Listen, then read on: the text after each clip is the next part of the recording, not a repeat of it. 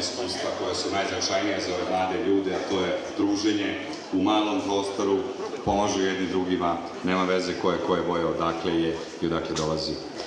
Večera sam se predstavljaju i naši prijatelji iz Vitoševca, Kulturno-umetničko društvo Živadi Mihajlović iz ovog mesta, formirano je 1997. a od 2011. nosi Kulturno-umetničko društvo, naziv Kulturno-umetničko društvo Vitoševac.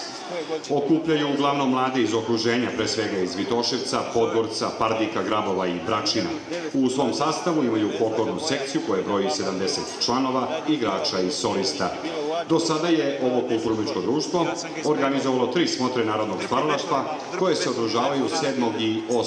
avgusta, a svake godine u saradnji sa susednim društvima organizuju božićno i uskršnje po selu. Do sada su gostovali na mnogim manifestacijama u užem i širem okruženju, a grade, kažu, mostove igrom i pesmom, jer su oni najstameniji i imaju i zadatak, kažu naš zadatak i čuvaju tradicije, naša svetinja je nošnja, a jedini moto igram, dakle, poslove, pozdravite i veliki moto. A nisam ja na kavu. Niko nije.